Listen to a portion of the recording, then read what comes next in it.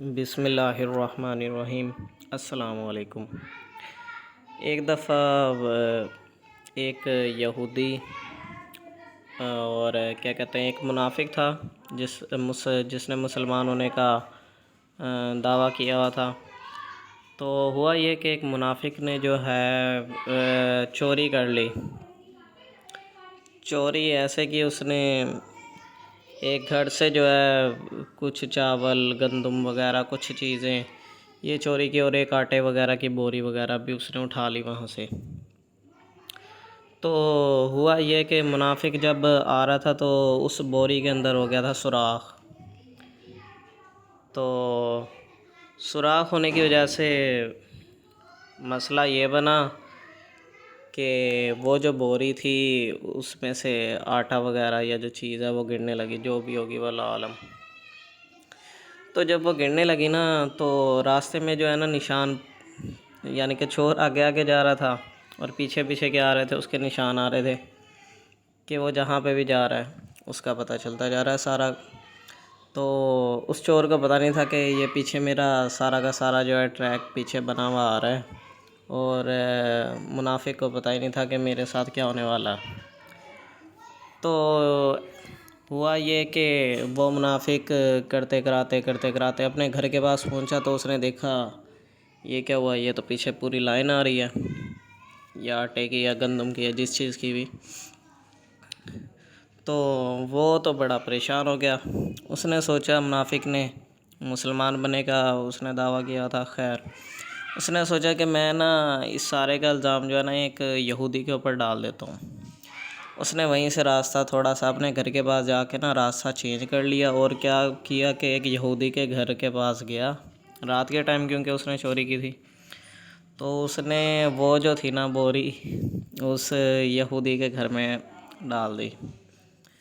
تو اب صبح کے ٹائم جب پتہ چلا چوری ہوئی ہے تو سب نے ذرا چوری کے لیے نشانات وغیرہ دیکھنا چاہے کہ کہاں جا رہے ہیں یہ نشانات وغیرہ۔ تو جب وہ نشانات وغیرہ کا پیچھے جاتے رہے تو انہوں نے دیکھا کہ یہ جو ہے یہ تو مسلمان کے گھر کی طرف جا رہے ہیں نشانات۔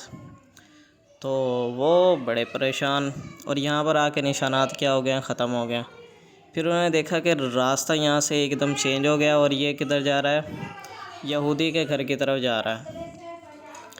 تو وہ جو تھے وہ سارے ادھر چلے گئے، انہوں نے دیکھا تو اسی کے گھر سے وہ مل گئی۔ تو اب الزام آ گیا یہودی کے اوپر۔ تو یہ فیصلہ جو تھا وہ آپ صلی اللہ علیہ وآلہ وسلم کے پاس لایا گیا۔ تو آپ صلی اللہ علیہ وآلہ وسلم نے تمام چیزوں کو دیکھا، ہر چیز کا، دونوں کے معاملات کو سنا، اور یعنی کہ فیصلہ جو تھا یہودی کے حق میں آ گیا کہ وہ صحیح ہے اور یہ جو ہے مسلمان یہ جھوٹا ہے۔ تو خیر اب مسلمان نے کیا کر دیا، وہاں پر واویلا شروع کر دیا، نہیں ایسا نہیں ہے، میں نے چوری نہیں کی ہے۔ یعنی کہ آپ صلی اللہ علیہ وآلہ وسلم نے جب یعنی کہ ایک بات کر دیا تو اس نے اس کا کیا کیا، مانا نہیں حضور کا حکم۔ وہ لے گیا اس مقدمے کو ایک کیا کہتے ہیں یہودی عدالت میں لے گیا، حالانکہ فیصلہ ہو چکا تھا اس چیز کا فیصلہ کہ آپ صلی اللہ علیہ وآلہ وسلم نے فیصلہ کر دیا کہ وہ غلط ہے، چوری اس نے کی ہے۔ بجائے اس کو کہ وہ مان جاتا اس چیز پر، اس نے اس طریقے کی حرکت کی کہ الٹا یہودی عدالت میں بھی لے گیا۔ تو جب حضرت عمر رضی اللہ تعالیٰ عنہ کو اس چیز کا پتہ چلا تو حضرت عمر رضی اللہ تعالیٰ عنہ بہت ہی زیادہ غصے میں آ گئے، اتنے شدید غصے میں آئے کہ انہوں نے کچھ نہیں دیکھا، نہ وہ دیکھا نہ تاؤ، گئے اس مسلمان کو جو در حقیقت کیا تھا، منافق تھا، تلوار لی، تلوار سے اس کے ٹکڑے کر دیے، قتل کر دیا جی۔ تو اب یہ تو بات ذرا بہت ہی عجیب قسم کی ہو گئی کہ فاروق اعظم نے قتل کر دیا ہے، اور وہ بھی مسلمان کا قتل کر دیا۔ اس کے بدلے میں قصاص ہوگا تو کیا ہوگا، خون کا بدلہ خون ہوگا، یعنی کہ اب حضرت عمر رضی اللہ تعالیٰ عنہ کو بھی کیا ہوگا، اس کے بدلے میں قتل کر دیا جائے گا یا پھانسی دے دی جائے گی، جو بھی ہے۔ پھانسی تو نہیں خیر، یعنی کہ قتل کر دیا جائے گا، قصاص لیں گے۔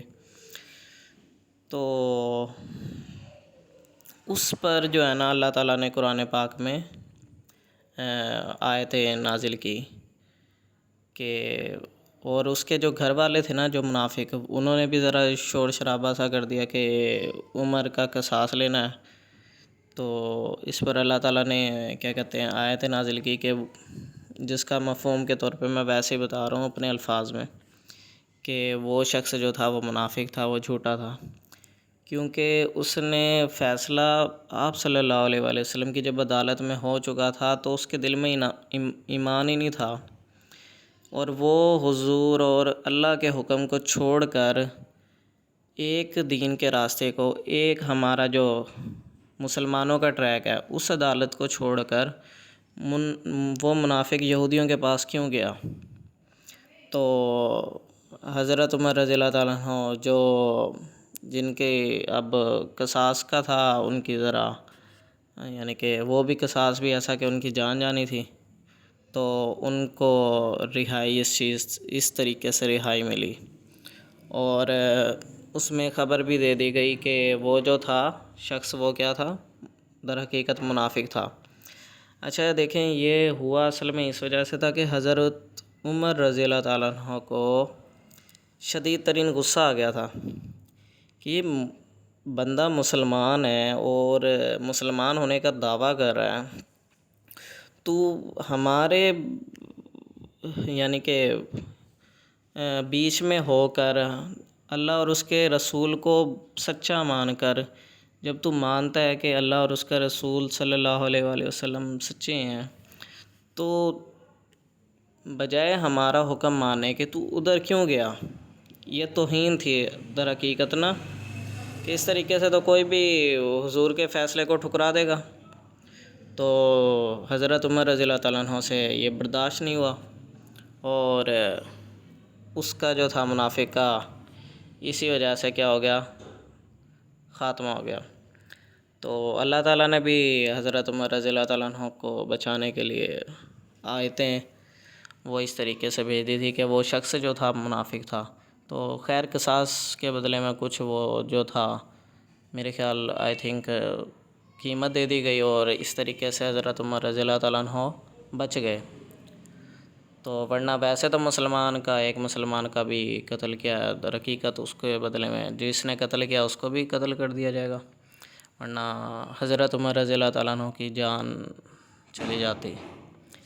تو یہ تھا ایک واقعہ حضرت عمر رضی اللہ تعالیٰ عنہ کا آپ صلی اللہ علیہ وآلہ وسلم سے محبت کا اظہار ہی ہے، سمجھے کہ حضور کے فیصلے کے خلاف کوئی اگر عمل کرے گا تو ان سے برداشت نہیں ہوتا تھا۔ تو یہی ایک تھی چیز بتانا تھا آپ لوگوں کو۔ اور یہ جو یعنی کہ نظر آ رہا ہے، یہ میوزیم ہے آیا صوفیہ کا، اور جس کو اب رجب طیب اردگان نے فیصلہ کیا تھا کہ اس کو کس میں کنورٹ کر دیں گے، مسجد میں۔ یہ میوزیم سا ہے، تو سوچا ہے کہ اس کو مسجد میں چینج کریں گے۔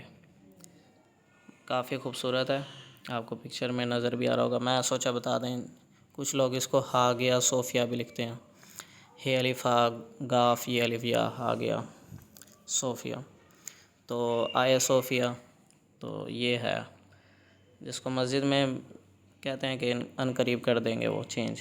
اوکے، اللہ حافظ۔